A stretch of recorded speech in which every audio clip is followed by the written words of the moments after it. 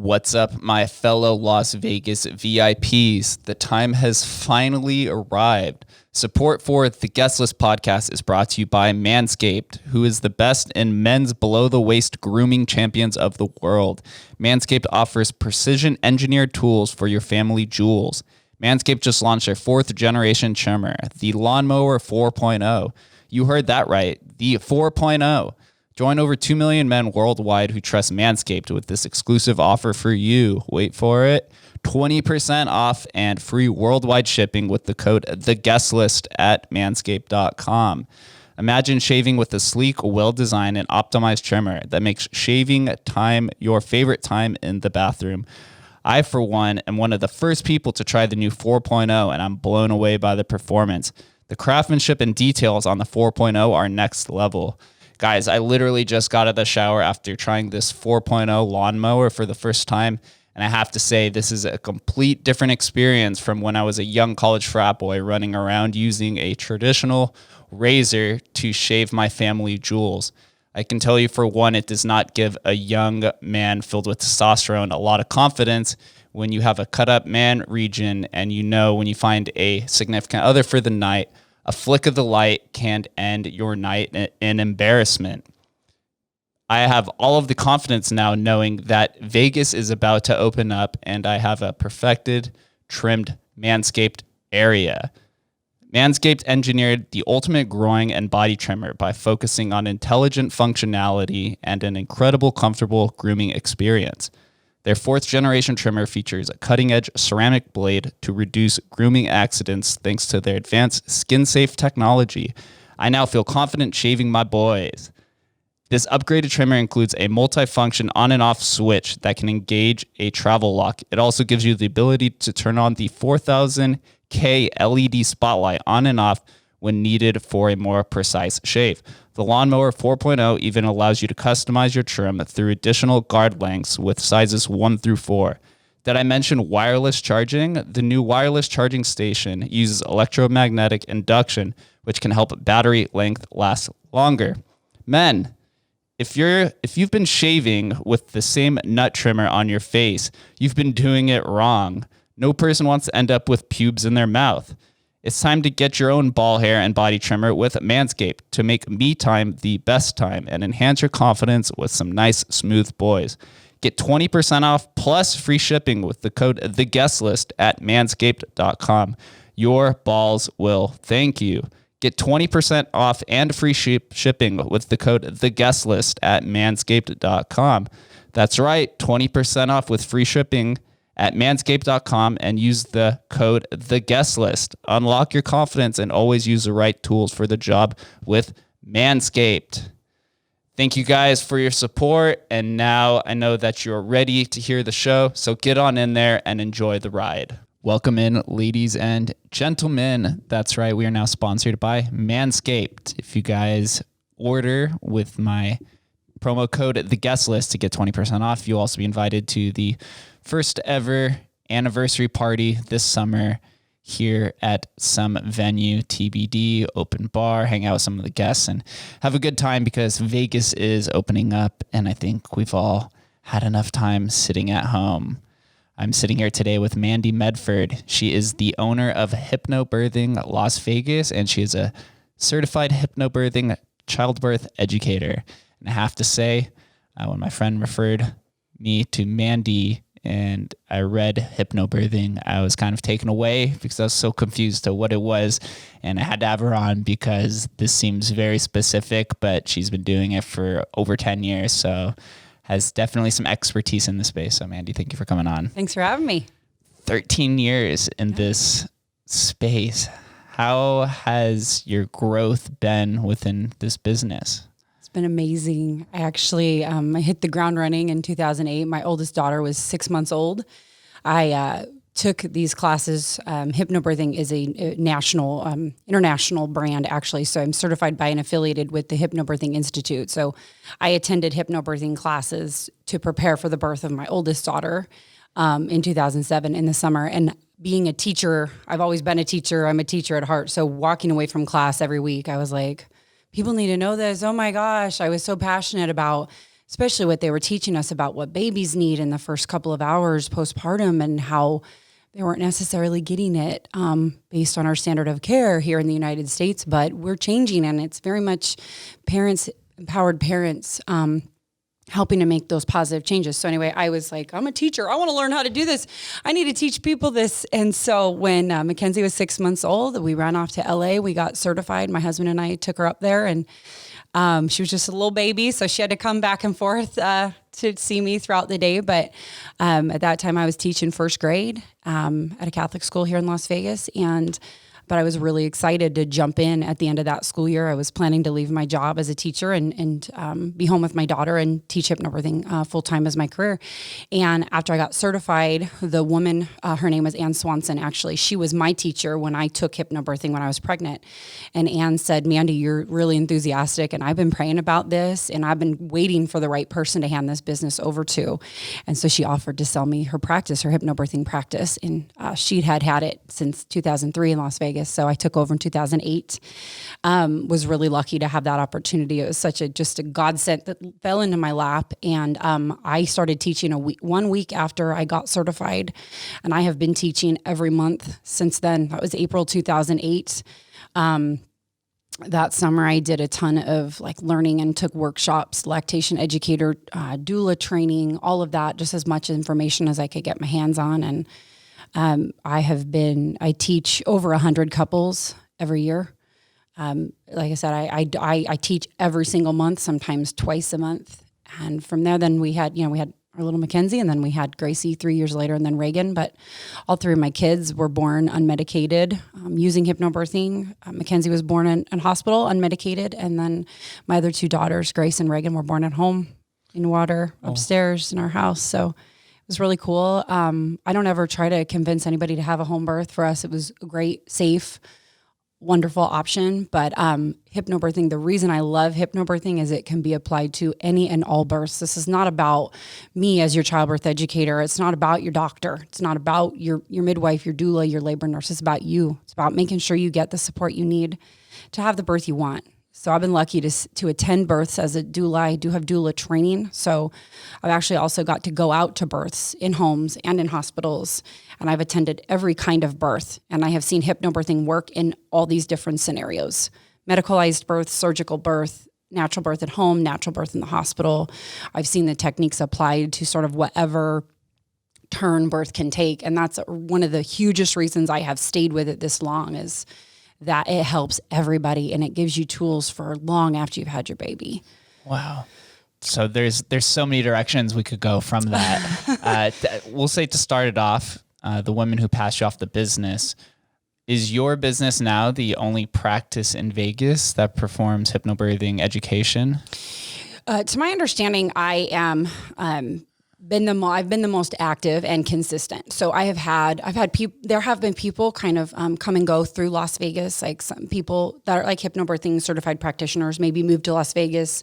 They're in Las Vegas a couple of years, they teach. But I have been very consistently, this is my role in the birth community. I'm a childbirth educator first. So, it's my understanding that right now I'm the one that is teaching the most consistently and regularly. But yeah, it's been something I've been doing. I've gotten training to do other things. I've taught breastfeeding classes. I have attended births as a doula, as a support person, but that all has been sort of extra. But this education, the educational role in teaching hypnobirthing has been something I have been doing as my job. What is doula that you've mentioned? A doula is like a professional labor coach. It literally means, it's a word that means woman's servant. So you are hired kind of outside as somebody to be physical and emotional support and help a parent sort of navigate the waters of birth, no matter where they're giving birth. So it's somebody that can kind of give continuity of care and that physical presence to help parents feel more empowered on that birthing day. And when a couple or a woman approach you, what is their main reason, or what's the most common reason for going into hypnobirthing or being induced by it? It's interesting you asked me that because I taught a full class last night. I started a brand new series last night, 12 couples. So it was amazing for me to have full class again and again, but 12 couples. And we always do introductions. And the first in the beginning, like, what's your name? What led you to hypnobirthing?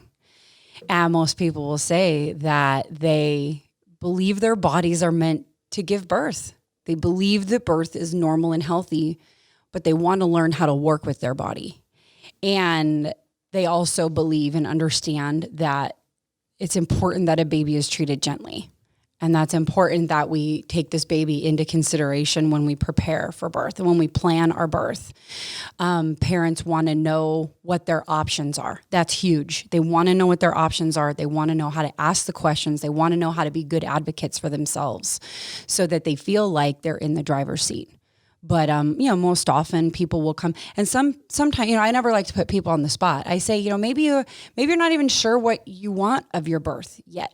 Maybe, some people will say, yeah, we want a natural birth and that's why we're here. And others will say, I'm not sure if I want to use medication yet or not, but I know I need to be prepared. I want to be prepared. I want to be treated well. And, I know my body can do this, but I want to know more about how and why it can do that. And I want to be able to stay comfortable because people are afraid of pain. Like, let's get right down to it. You ask a woman what she's most afraid of childbirth, and mostly it's pain. And we've been sold this bill of goods, or we've been led to believe that pain is an inevitable part of childbirth. And so everybody's scared to death of it. They think it's necessary. So they figure, fine, I got to go into a medical environment and I'm just going to have to kind of sit back and let them be in charge. And ultimately I'm going to get that epidural because birth has to hurt. And so when a mom feels like it has to hurt, sometimes they'll come to me and go, okay, so I know it's going to be painful, but I don't want medication. And so how can I stay a little bit more calm or a little bit more comfortable? Absolutely. I'll give you a whole toolbox to do that. But I also want you to explore the idea that birth doesn't have to be as painful as we've been led to believe. I never promise pain-free birth. I can't promise that. At the end of the day, we know a baby's coming out. So that's what we do know. But, what I tell moms is that the moms who go through this program and use these techniques will report, many will say, I didn't experience pain. The founder of our program, Marie Mongan, she's the author of the textbook, the founder of the program. Program's been around over 30 years. And she gave birth to her 4 children in the 1950s and 60s. And in her book, she says, I was not in pain. She says, every time I showed up to the hospital, they didn't even believe me that I was in labor. And I kept reminding them, I'm not in pain. And she talked about how when her babies were crowning and she felt like she was ready to push, she called somebody into the room and they're like, you're not ready to push. You're not and she's like, then everybody around me is freaking out because my baby's coming. And so she does. She says she was not in pain. I have clients who tell me I was very comfortable. I was not in pain. We read these birth stories. And so we kind of have some people that fit into that category. Like when we hear that feedback, other moms will say that even when labor was at its most intense points, that they always had a tool they could draw back to bring those surges, those contractions back down to something they could manage, they could work through without being afraid to kind of lean into what that process needed to be to get their baby here. Other moms talk about their sensations more of like pressure or tightening sensations, like somebody's maybe coming up from behind you and giving you a tight squeeze like a bear hug, or some moms describe it more of a pulling up sensation or a tightening sensation. We don't encourage our moms to talk about pain per se. Like I don't use that word in my classes very much. It's more about whatever those birthing sensations are, those pressure, tightening sensations, that whatever we're feeling is good and necessary because it guides the hormones that bring the baby to us. Right. But there's not a physiological need for this level of discomfort that we hear described surrounding childbirth. So, I tell parents, like, I can't guarantee a pain-free birth, but I can tell you that even for myself, I was able to stay very comfortable through the majority of my labors. And that when labor was intense for me, never crossed my mind to ask for medication. So I always had a breathing technique, a visualization technique, or somebody by my side to remind me, change positions or something like that. So, again, those people around us that support us have tools, but the moms have tools too. So the things we teach them can either be self-guided, self-induced, or guided through the help of a partner. So the the father's role in hypnobirthing is very important to be there by their side?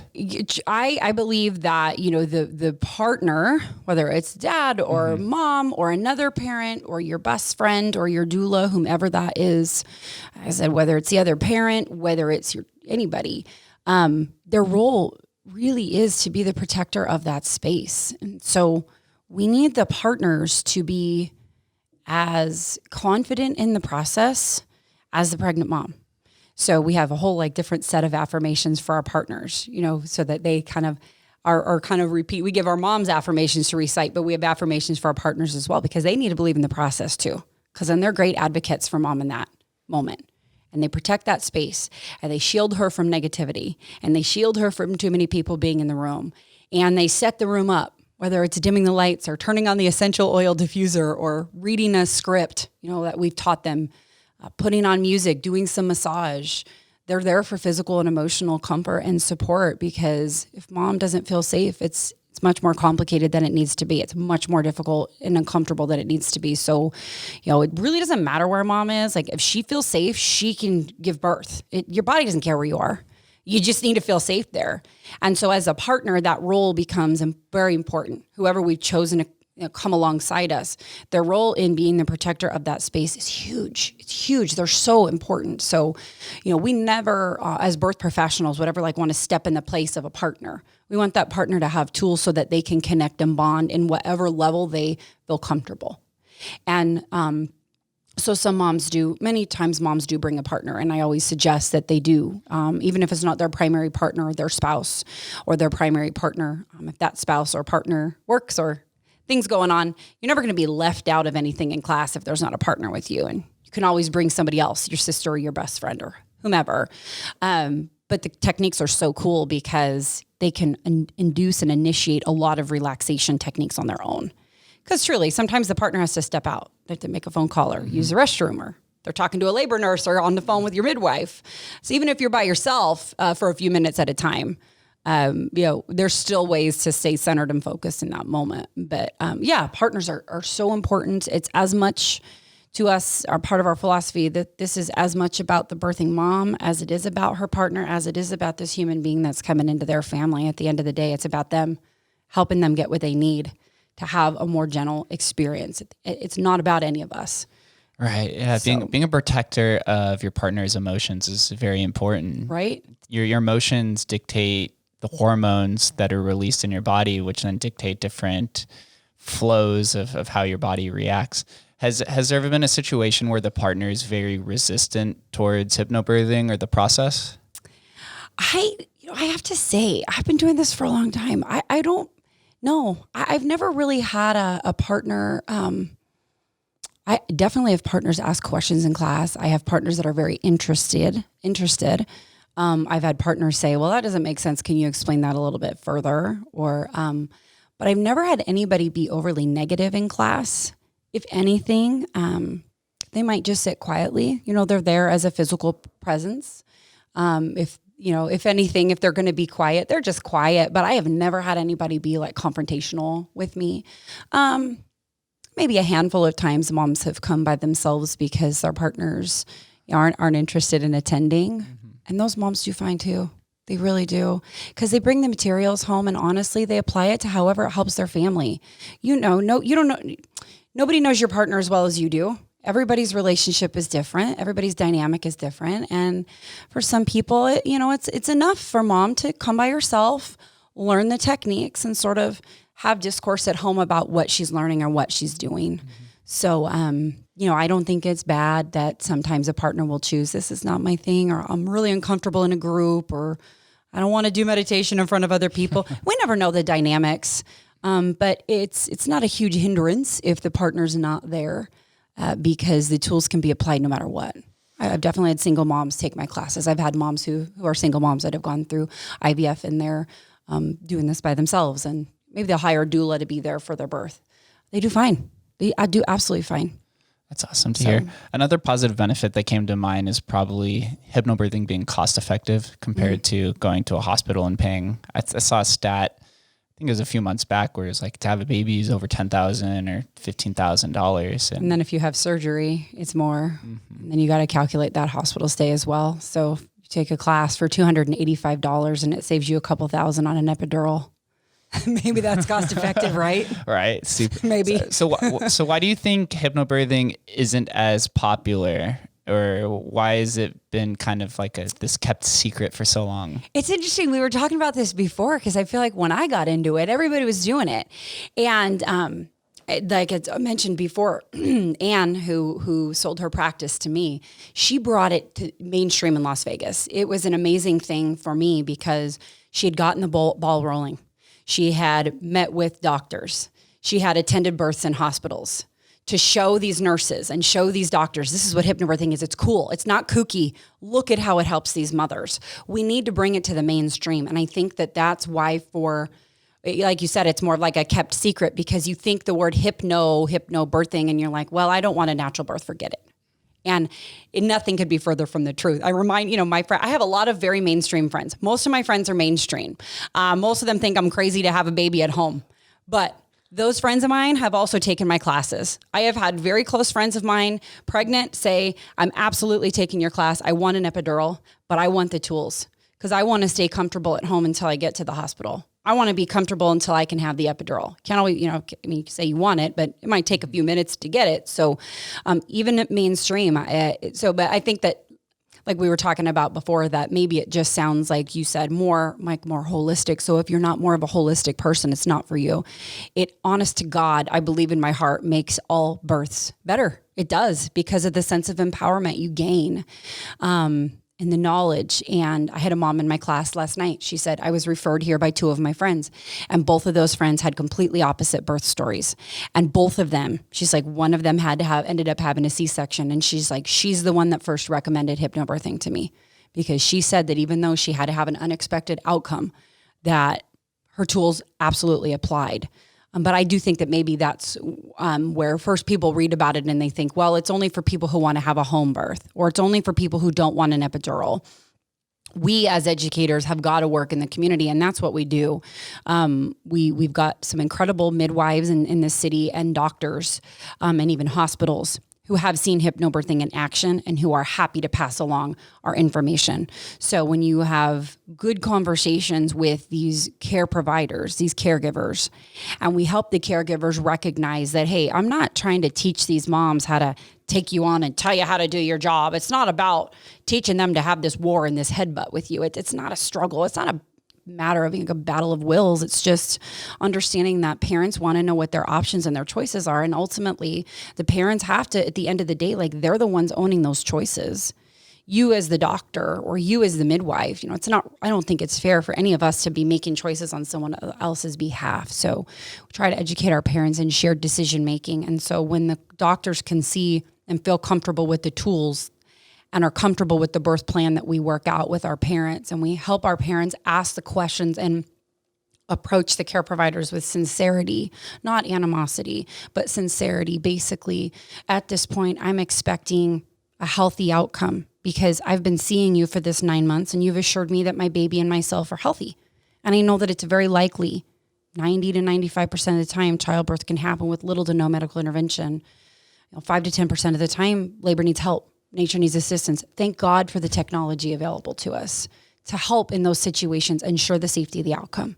So I just try to encourage our parents to kind of approach it that way. Like right now, we're not expecting any emergencies, but you can rest assured we've hired you to, we've asked you to come alongside us to ensure the safety of the outcome. So, we're going to be on board with you as this medical professional, as this midwife. Like we'll be on board. If you think there's a true emergency and we need an intervention, we're not going to challenge you on that, but we would like an explanation. We would like to understand what's going on, and we'd like to be a part of the decision-making process. So if there's an unexpected outcome, is that when the baby comes out backwards? Well, sometimes, things can happen in labor. Sometimes you have a situation where like an emergency is happening. So maybe like that baby's heart rate isn't doing what we want it to do. We're seeing decelerations in the baby's heart rate.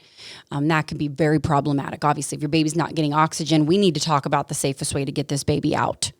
And sometimes that's just a couple of more good pushes to get the baby born. And sometimes that does mean surgery.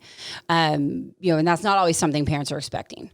Sometimes it's a positional situation. Our babies, we put so much emphasis on like dilation. Oh, how dilated are you? Right. And she's not dilating or she is dilating, but that's not the only way to labor. Baby's a participant too. And so babies got to find their way into the birth path, and they've got to find their way through the pelvis, and babies know the way out. We can't mistake the wisdom of our babies because they know the way out. Some babies take a little bit longer. Some babies need a little bit more time. Some babies need a little bit more patience. And so sometimes it's a positional situation where that baby's just not turning a corner. They need to turn their little head so that their beautiful face is facing your back. And sometimes that takes a little bit longer and it's a little bit more difficult for moms. And no, that's not always something parents are expecting. And so we try to guide our parents through visualization, especially if they do get into that situation. We try to educate our parents ahead of time on how we can avoid complications such as that. Stretches, techniques that you can practice on a daily basis, positions you can relax in on a daily basis, positions you can get into in labor, which will help change your pelvis in a way that helps your baby descend better. So we do give them the tools, but sometimes babies just are having a hard time. And so that may require medical intervention, or maybe it's something with mom.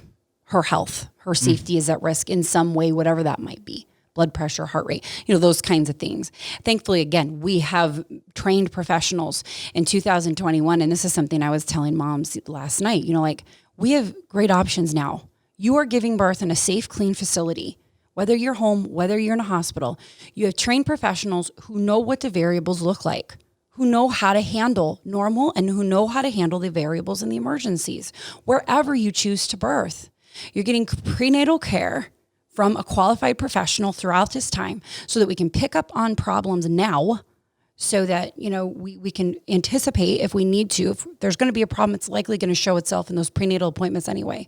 So we have the opportunity at CARE today in 2021, no matter where we live in the United States, options are different across the country. But when you look at Las Vegas, you can give birth in the place you feel the safest, and you will have professionals, and you will have a clean space to give birth in. That cuts down on so much of the risk.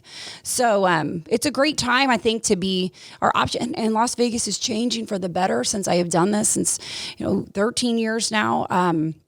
Our hospitals have made leaps and great strides, have been making great strides. And that's largely due in part to the fact that parents are making these requests, that we have dedicated professionals in this community. I work with an amazing team of midwives at Well-Rounded Mama. Sherry Hopkins has done a ton of work in this community, working in conjunction with our hospitals to help everybody give parents more options. So we've got great options now here in Vegas, just cool things happening. So I'm really happy that we have partners in our community that support our parents. Optionality is very important. Mm-hmm. And I've had a few guests on recently that have taken the holistic approach to whatever practice they're doing. I just had a woman on who runs Vanity Beauty Boutique, and it's kind of like it's like a holistic health service company. Okay. And I've had on a holistic coach. And so it does seem like there is this big movement to kind of get away from these like chemically induced products. And you see holistics with, veganism and all these different movements. I was just like, I never was able to apply that to giving birth, even though it seems so practical because it's literally the oldest thing that's never been happening. Changed. The process has never changed. Society's view of it has changed, but the process has never changed. Right. Yeah. It's interesting.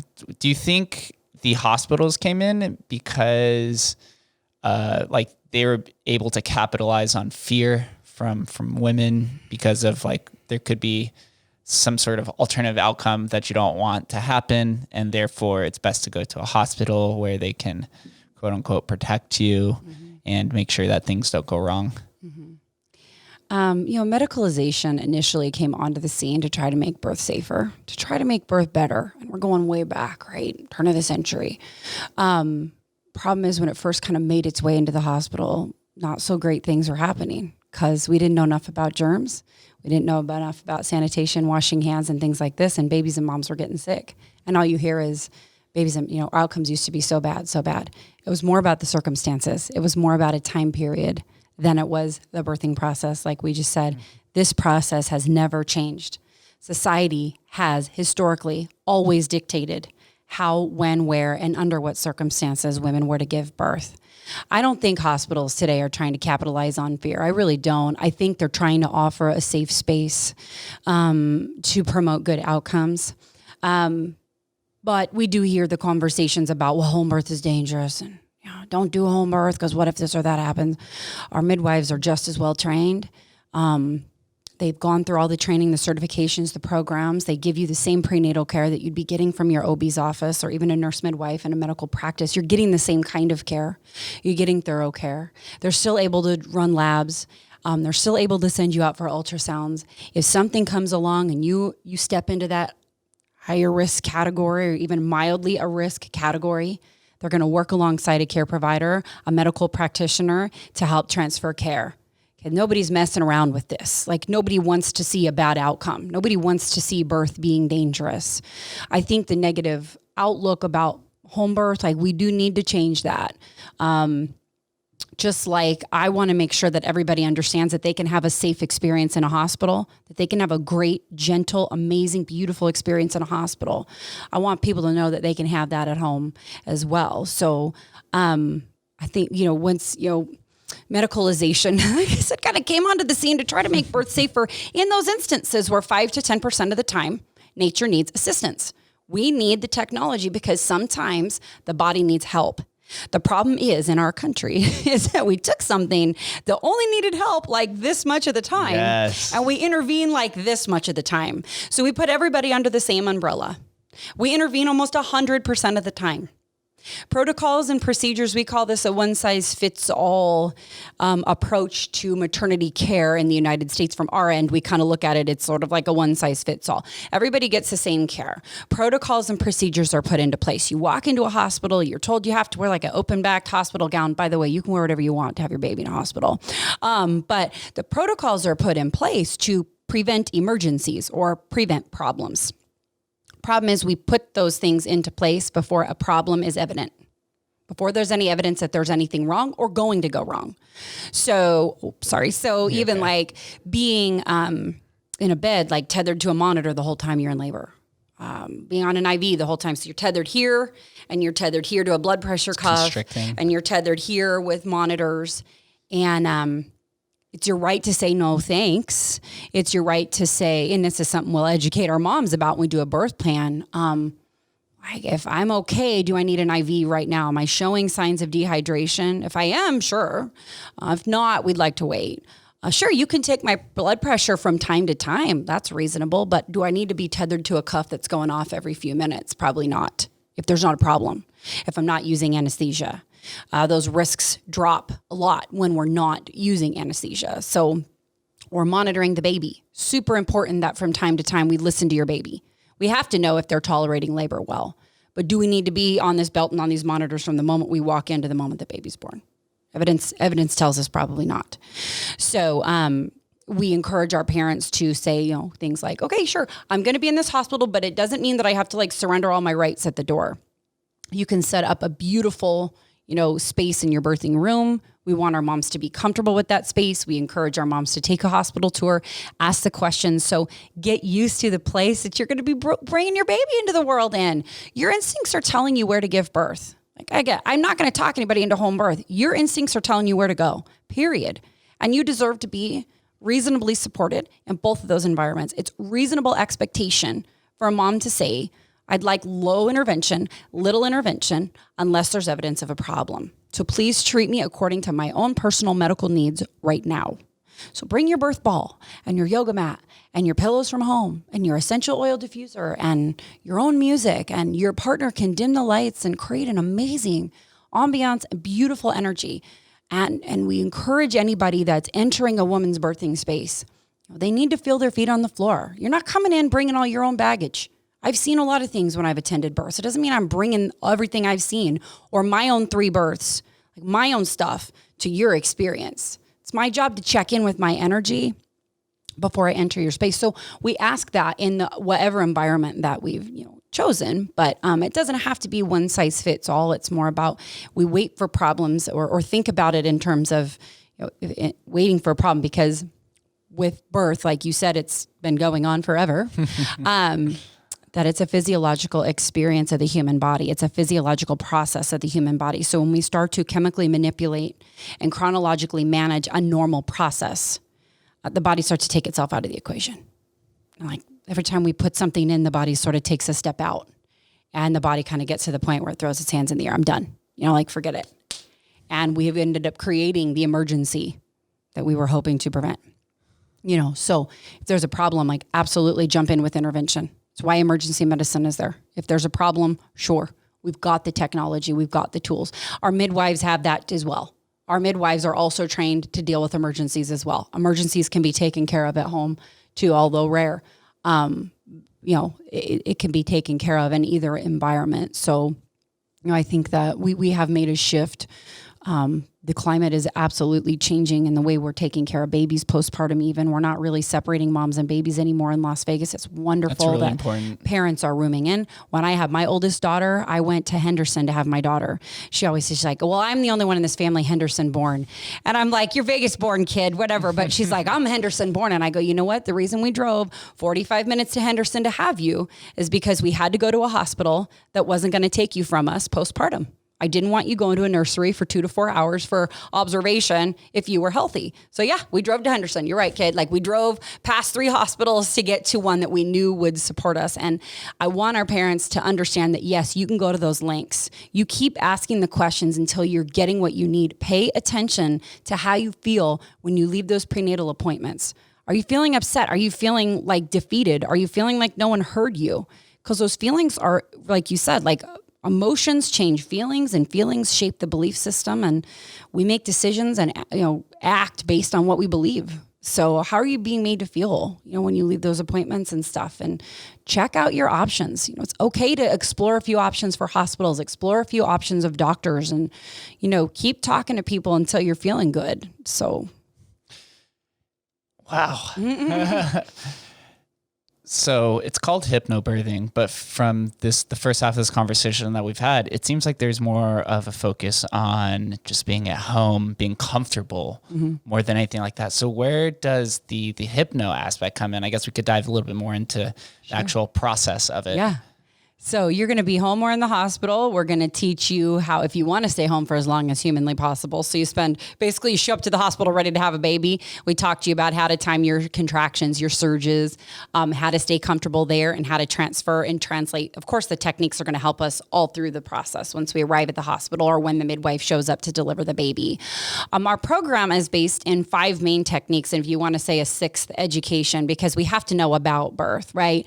The body already knows how to give birth. It's not about teaching you how to birth. It's not about like telling you what you must do or how to surrender or kind of allow somebody to do it for you. More about your body already knows what it's doing. What we're going to teach you to do is get your mind out of the way so your body can take the lead. So the education is an important tool or an important part of this program, because moms need to understand what their body's actually doing so they're not fearing it. We focus on what's normal in birth. Our educational aspect, our component here, focuses on the normalcy of birth. We don't go there with all the bad and all the scary. Certainly, as responsible parents, we need to know that if anything on this list presents itself, you need to call your doctor. You need to go to the hospital. So, of course, I give them that list. We talk about that, what to be looking for in terms of what an emergency looks like and how to call your doctor. Other than that, though, we don't go there with all the things that might go wrong. Parents can ask me whatever they want. Absolutely. I'm open to questions, but we focus on what's normal in birth, because 90 to 95% of the time when a healthy mother is carrying a healthy baby, she can have a healthy natural vaginal birth if she wants one. So we talk about what's normal in birthing. We help them understand the physiology. We help them understand what the muscles do, how the hormones affect their labor. Based on your body is working with you and for you. This is not something that's being done to you, but it's your body is working with you and for you. So hypnobirthing is as much a philosophy as it's a technique. It's a relaxing, rewarding, stress-free method of birth that's based on the belief that every baby deserves to be born into an environment of gentility, calm, and joy. Joy is huge. And when we feel physically prepared, emotionally, psychologically, spiritually prepared, We get to grasp that joy. We get to be physically and emotionally present throughout the process.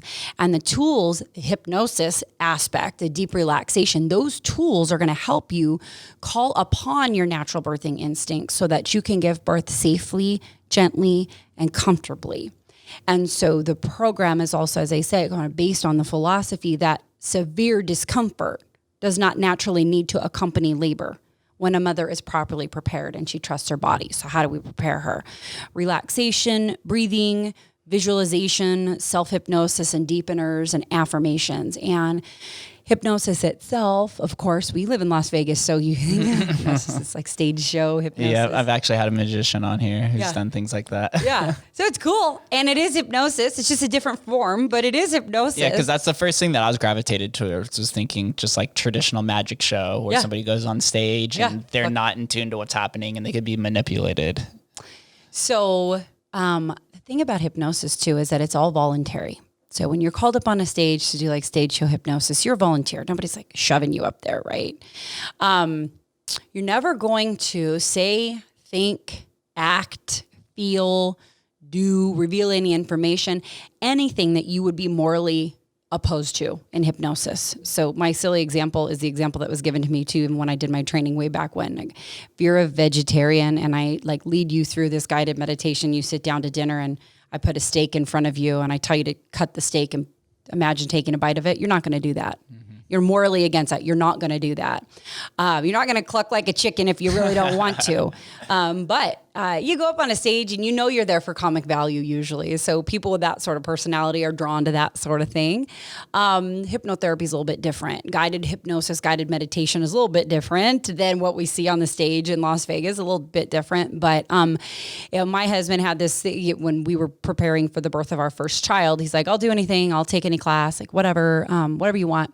And I said, this hypnobirthing. And he's like, oh, so you're going to be on some far out planet and I'm not going to be able to communicate with you and whatever. And the exact opposite is true. You are not out of control. You are choosing to focus inward and tune out the things around you. Potentially distractions, potentially stressors, anxiety-provoking people or things or conversations. Moms who have used hypnobirthing, moms who have used hypnosis for birth will say, a lot of them will say like, yeah, there were 12 people in the room. I didn't see them. I didn't hear them. They were talking. I have no idea what they were talking about.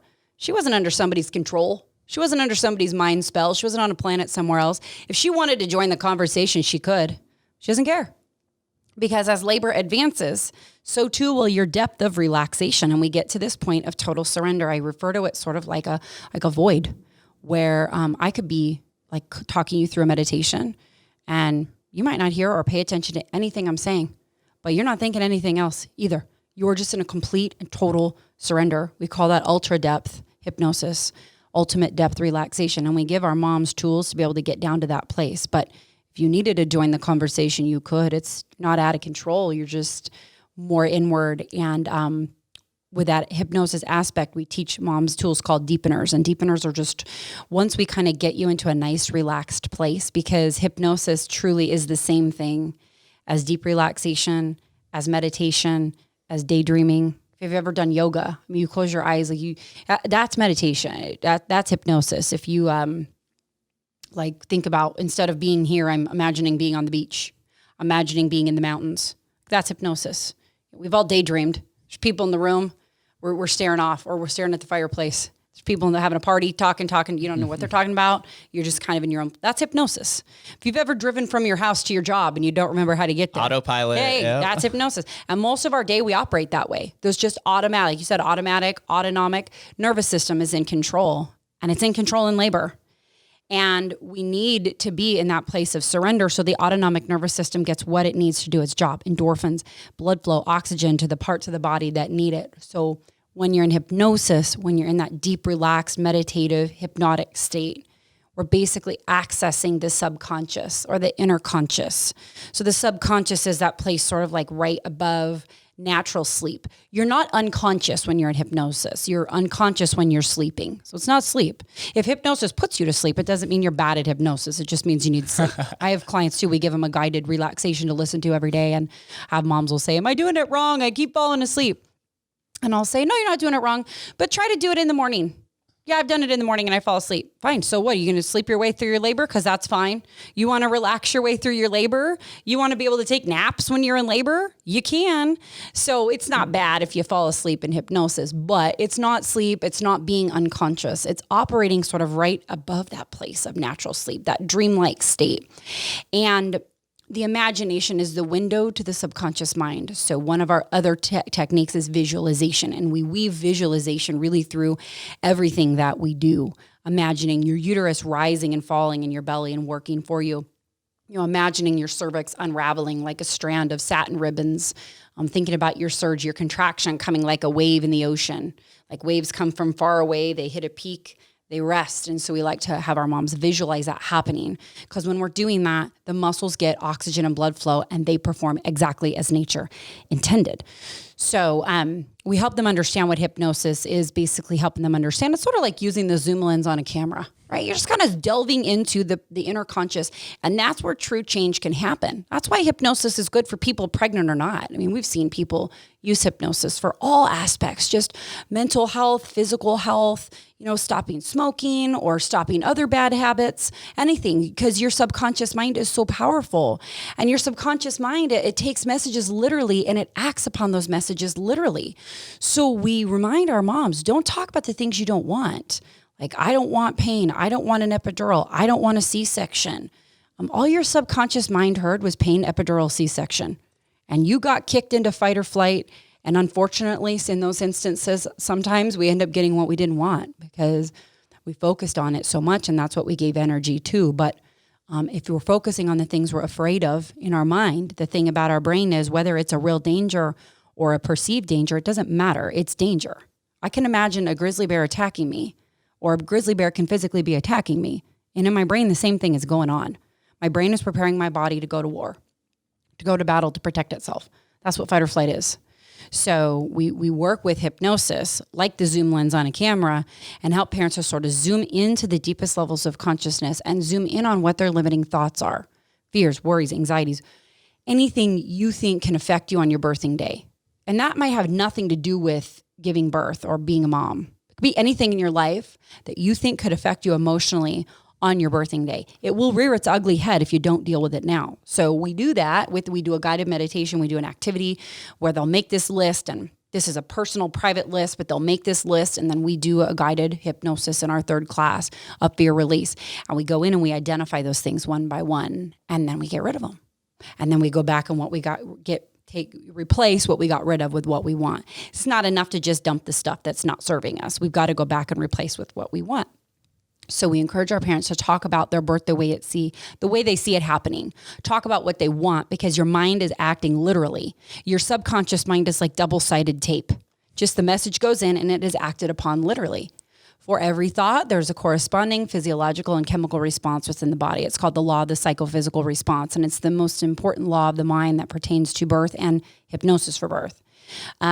Repetition and substitution are very important also, and that's why we work with affirmations, because the law of repetition and substitution, another way the mind works is that new information is always going to win out over old.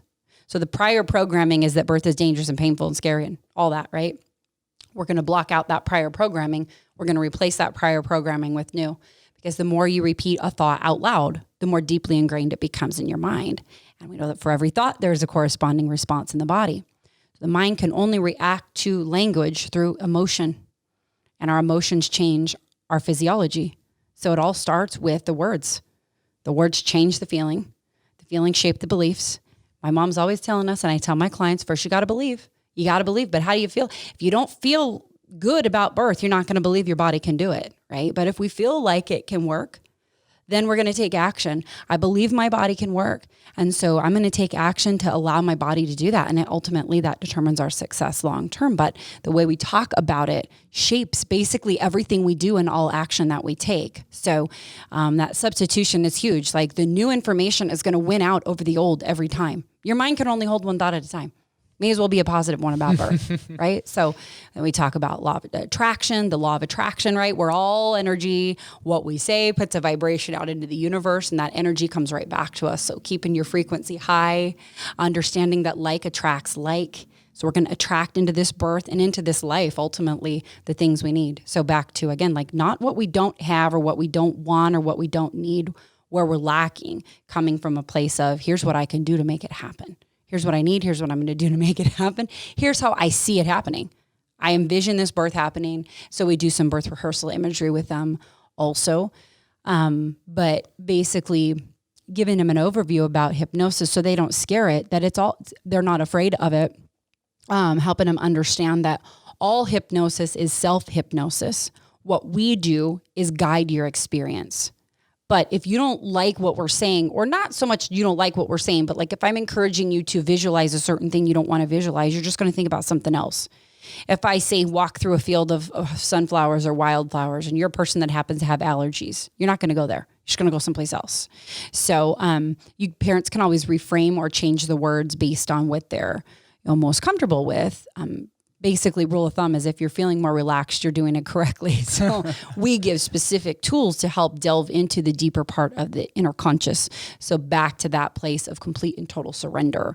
We teach them relaxation specific techniques. So like a light touch massage, which helps secrete endorphins. We know that endorphins are 200 times stronger than morphine. So I tell moms, like, you already have a built-in epidural.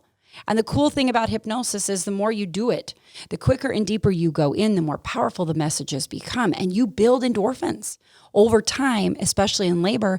Endorphins build over time. And your baby gets the benefit of them too. And the endorphins are strong enough to block out those catecholamines, stress hormones. When we're in fight or flight, we make catecholamines, those hormones that cause all oxygenated blood in the body to be redirected to the arms and the legs, away from the uterus, because it's not essential to your survival. So if we're afraid, that uterus is going to tense up because it's not getting oxygen and blood flow. And that's when pain is created, and that's how labor can be prolonged. But we give them tools to be able to kind of tap into those natural endorphins, which can block out stress and ultimately pain as well. Breathing techniques, we teach 3 specific breathing techniques. One that initiates hypnosis or deep relaxation. It's called calm breathing. And then we do another breathing technique called surge breathing, and that is more applied to the first phase of labor, because during the first phase of labor, the vertical muscles actually rise up in the belly. So the uterus is comprised of like 2 sets of muscles, a vertical set and then an inner circular set, like your cervix would be there, and the 2 sets of muscles are attached like this. And so in labor, those vertical muscles have to pull up. So there needs to be room in your abdomen so they can do that. They actually rise up in your belly.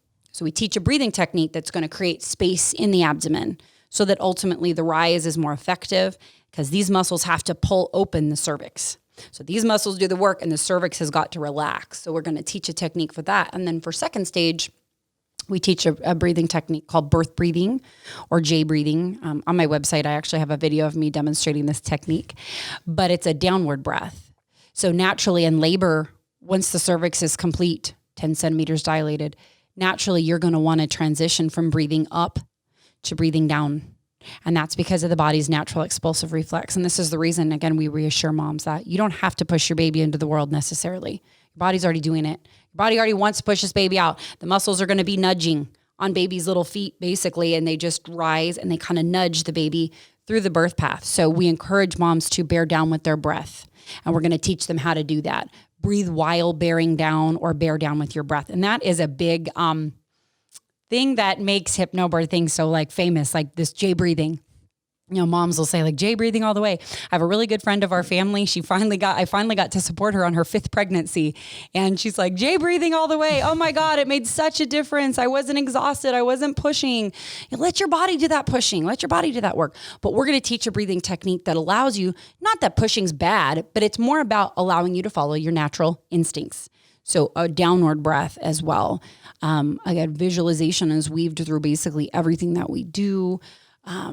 And then like the self-hypnosis aspect is really important. And then we give them affirmations to be listening to and reciting out loud daily. That may have been the best explanation I've ever had on this podcast. That was awesome. I've been doing this a long time. And I truly tell parents, like, for me, this is my heart and my soul. I love it. Like I can tell. I would never preach anything at a parent that I didn't believe in myself. I know that parents have a ton of decisions to make.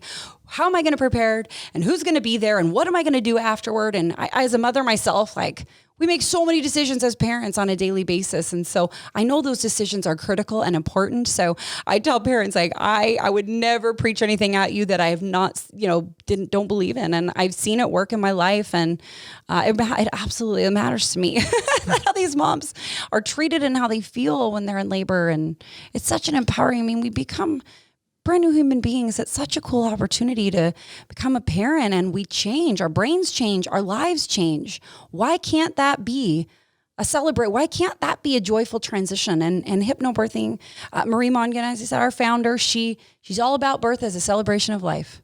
She said, it is a celebration of the life that is coming into your family. It should be a birthday party.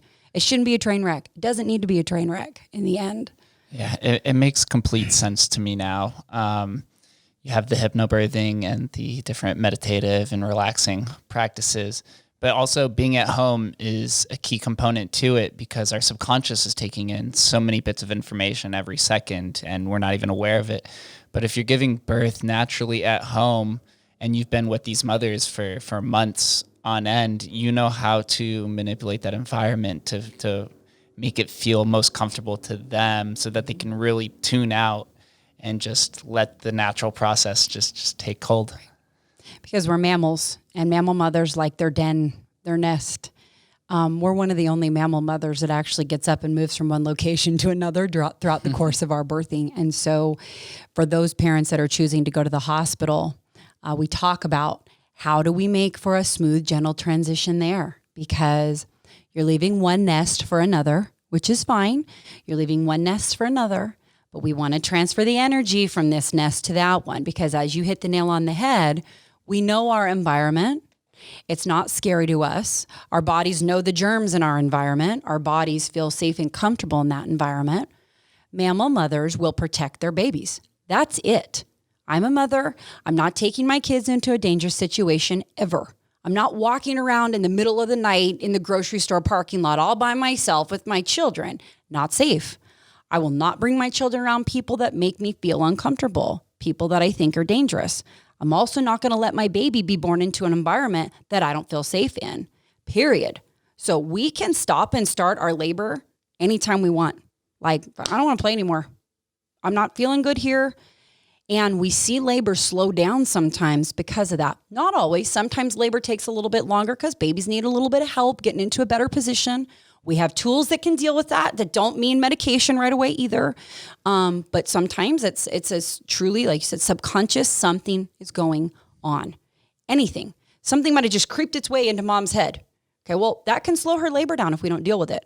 So it's less about, oh my God, we got to jump in now. And sometimes labor does take a break. And sometimes we arrive at the hospital and labor slows down a little bit. Because maybe it's been a little stressful transition. And maybe we didn't know where to park. Maybe we didn't know where the elevator was, what entrance we were going in at 3:00 in the morning. So we educate parents about that. Taking your tour, filling out all your paperwork ahead of time, asking the questions ahead of time, having a birth plan signed by your doctor or midwife, do a dry run. Where do you park if you show up at 3 a.m? Going in through the emergency room. Where is that? Where's the elevator? What floor are we going to? I know it sounds silly, but absolutely, if that kind of stress will slow things down. We help them understand what's going to happen when they get to the hospital. You're going to triage. They're going to assess the status of your labor. What are they going to do? What are they looking for when you're in triage? Okay, how can the partner make sure you feel comfortable there? And during COVID, like right now, there's been a time period where initially your partner can't come into triage with you, so you're by yourself. And I don't want that to be a point of contention. I don't want that to be, I'm giving birth in a pandemic and oh my God. Okay, hypnobirthing moms don't care about triage because you've got tools.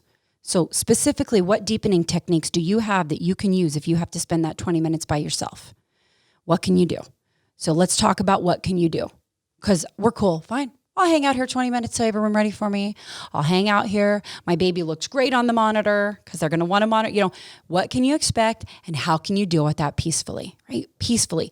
gently, not so much about, anything else is as much as, are you being treated gently? Is your baby being treated gently?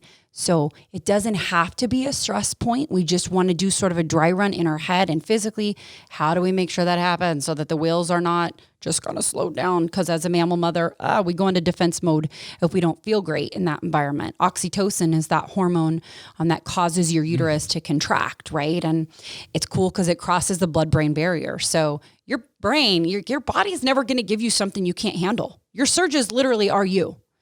Your brain is secreting the correct amount of oxytocin to help your uterus contract effectively. And because it crosses the blood-brain barrier, sometimes the brain gets the message that the body needs a break. Sometimes just the surges are really getting to a level of intensity that you need a break. Sometimes labor does slow down or back off for a while. And so good, take a nap. Is everybody tolerating labor okay? Good, take a nap. Let's do a meditation to help you relax. We don't have to jump right in with intervention with 2 feet, jump in like we need to rescue you because your body's broken, it's doing the wrong thing. Maybe your baby needs a break. Maybe you need a break. Maybe some idea crept its way into your environment or some conversation was bothering you. Well, let's deal with that. Let's remove the stressors. Let's work with your subconscious. Let's give you a couple of hours to just kind of let this, see what happens. Sometimes we're just quick to intervene. So we educate parents about that too, sort of how to ask the questions, how to ensure that unnecessary intervention isn't happening. Again, if it's necessary, for sure. If it's going to save someone's life, absolutely. If it's going to save someone's life in this moment, we need to do what we need to do. But we're so focused on that.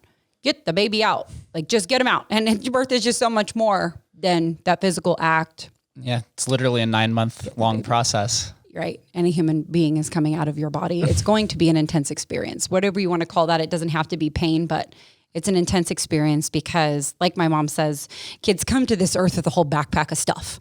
Like, this kid has so much to bring this to this world. Of course it's intense. This is a life force coming out of your body. It's an intense experience. Great. Welcome them. Remind them that you can't wait for what they're going to bring to this world. Like, you can't wait. What are you going to do? I think these kids being born in this pandemic, these COVID babies, are going to bring an amount of healing to this world that we have never seen before. I think the energy that these children are bringing to this world is going to be something we've never seen before. So I think it's really cool. We're on the fringe. Yeah, I was calling them right when the pandemic started. I was calling them the COVID boomers. Love it. I love it. I love it so much. It's so funny. So when a woman comes or a couple comes to partake in hypnobirthing, at what stage of their pregnancy do they generally come and find you? Good question. Really good question. I'm so glad I'm on a podcast. It's never too soon to start. Never too soon to start. Now, I do get people, usually if I can catch them beginning to mid second trimester, that's a great starting point. I have had moms come to me in their first trimester. This year, a couple have actually signed up and started my class around 12 weeks. And they've come to me because it's their second baby or their third baby. And they're wanting a better outcome this time, a different outcome. Babies come to us how they're going to come to us. It's not the kid's fault if they were born in a different way than we had envisioned or desired. But some of those moms that come to me real early, it's because there's some healing that they want to have done from their past experience, and they want to spend more time in these techniques. They want to jump right in and do these techniques as much of the 9 months as they can, which is good. It's fine. It's never really too soon to start. It's not too late either, but I prefer if I catch you a little sooner than later because I want you to have the time to go through the 5 weeks of class. I don't want you to be stressed out that you might not finish your class on time. And the thing about the techniques and the tool, self-hypnosis, like hypnosis, breathing, visualization is techniques. They work so great over time, and they will help you have a more relaxed pregnancy, probably a more relaxed and healthier outcome. The techniques affect your baby. I mean, every experience we have shapes our baby. Our babies don't have the ability to separate our experience from theirs. So we do our day with them. Whatever goes on with us goes on with them. We're not perfect people. We don't live in a perfect world. We can't control that. It's not a bad mom situation. It's just life. But cool that we have techniques and tools so that if an event happens or a stress happens, we have an ability to calm things down, switch our brain back over into that parasympathetic place where everybody and everything is receiving adequate blood, oxygen, and things calm down. It's amazing how quickly the brain can switch back into calm. Just a few focused breaths. So you're teaching your baby how to do that. So that's another benefit of starting a little sooner, is that you get to carry the techniques through your pregnancy and postpartum. The techniques serve you really well in labor when you've had time to work with them or had time to familiarize yourself with your favorites. But I do have moms. I had a mom finish class last week. She's due on Sunday. And when she signed up in December, she said, I'm signing up for your April class and I'm due at the, very beginning of May. And I said, do you want to start sooner? She said, no, you know what? I like the location that this particular April class is at. And I'm a person, I want it closer to my due date. I said, okay, you're the mom, you know what you need. I think she'll do great. I do have people that come to me at the end, that I just don't like you to have the stress of, am I going to finish? Or, oh, you're teaching me all this stuff about birth planning and advocating for myself with my doctor or my midwife or the hospital. And, I'm learning a lot of things and I'm starting to have these conversations with my doctor and I'm getting pushback. And they're not really in support of this birth plan I've created. Is there time to switch? As long as you're still pregnant, you have the right and the choice, and sure, let's explore those options. But that's the kind of stuff that's nicer to have in advance. Easier to switch care providers at 25 weeks than 38 weeks, right? Not that you cannot, because moms do sometimes, not all, but some do. And aspects like exercise, nutrition, helping moms to understand. Again, it's not a guilt thing, but we want to put mostly the right kinds of things in our body so that our babies are strong enough to go through this birth process. If I want to have a natural birth, I need to be strong enough to go through the process. And I'm growing a baby, the body that they're going to inhabit for the rest of their life. So the things I put in my body will make that baby stronger so that I can have the birth I want. Exercise, we teach stretches, things so that will prepare your body to use the different birthing positions if necessary. Strengthening the low back muscles and things like that. We're birthing our babies from our hips. Basically, lost our core. So we're birthing our babies, from our hips. So those are some of the kinds of things also to that are beneficial to have earlier in the pregnancy. So if I can get you in your second trimester, I am just over the moon excited. But yes, I do have moms come to me at the end. Life happens. We live in Las Vegas. People's job schedules and work schedules and partners' schedules. And some moms will say, I want my partner there. I want my spouse there. But their work schedule's not going to clear up till whenever. So that's okay. That's important to you. Then you do that. Your instinct will tell you what you need, but the techniques help no matter what. But, if I could have it my way, come a little sooner than later. Sooner than better. Yeah. 5 weeks. It's a 5-week commitment. It's 3 hours each class. But we hit the ground running. I am certainly entertaining you for all 3 hours. We take a break, but I am hitting the ground running with the information, and you are open to ask questions and you are open to use me as a resource by email or phone call. So I make myself available that way too, because if I don't have the answer, I will point you in the direction of somebody who can give you the answer. I want you to know you have a village, that you have a tribe, you have people around you. Vegas is different, isn't it? We're a small town, but kind of in a different way. But, people move here and don't know anyone. And so we've got a community of birth professionals here in Las Vegas that I've been lucky enough to work with since the beginning, since 2008. And I've been a part of Well-Rounded Mama specifically since then. And I teach classes down there and I work with doulas and midwives. And so if you need something and, I give them like a class outline, hey, take a look at this outline, mostly because if there's a topic that you wanted to know more about, and you don't see it on this outline, ask. If I can't answer it, I'll point you in the direction of where you can get the answer, point you in the direction of a professional who can help you, or a resource online that you can read more about, hey, what evidence says or what research says. So I want to be as much of a source of support as I am humanly capable of being to them. But yeah. If you're as entertaining and informative from this podcast for an hour, for 3 hours, I'm going to sign up. One step at a time, right? Right. So if I'm somebody, if I'm a woman who's giving birth, or if I'm a partner who's listening to this podcast and wants to find you on the internet and then learn more and actually take your classes, where do I go? My website is hypnobirthinglasvegas.com. So hypno, like hypnosis, HYPNO birthing, lasvegas.com. Easy because we're in Las Vegas. So hypnobirthinglasvegas.com. Do you want my phone number? If you want to put it out there. 702-385-3331. You can enroll on my website. You can read more on my website. I have a couple videos of myself explaining that J breathing technique, explaining hypnobirthing. I'm on Instagram, of course. Like right now, I think people communicate with me mostly through social media, specifically Instagram. I love it. Similar experience. Yeah, I love it and it's great because I get to see these people after they have their babies. Like now we see the pictures and now we're hearing the stories. So Hypnobirthing LV is my Instagram, and I'm on Facebook as well. Hypnobirthing Las Vegas. So lots of places to find me. Yep. It'll definitely be tagged below. And I have one final question for you. Same question I ask everybody. What does Las Vegas mean to you? Oh my gosh, I love it. It's home. I am so happy to be here. I'm so happy to be raising my kids here. I tell my clients in my first class always, here, my name's Mandie Medford and I'm born and raised in Las Vegas and I'm married to my high school sweetheart and I went to UNLV and have a bachelor's degree in elementary education. I couldn't be happier with my experience at UNLV. I'm encouraging my kids to go here as well. But I'm so glad that I can give back to Las Vegas in this way. We're all in our family. Like I said, my mom's parents moved here in 1963. So not only were we all, a true native. My mom has a brother and a sister. She's one of three. They had 10 children between the three of them. We were all raised in Las Vegas together. Most of us still live here. I'm one of four. Three of us live here. And we're huge Golden Knights people.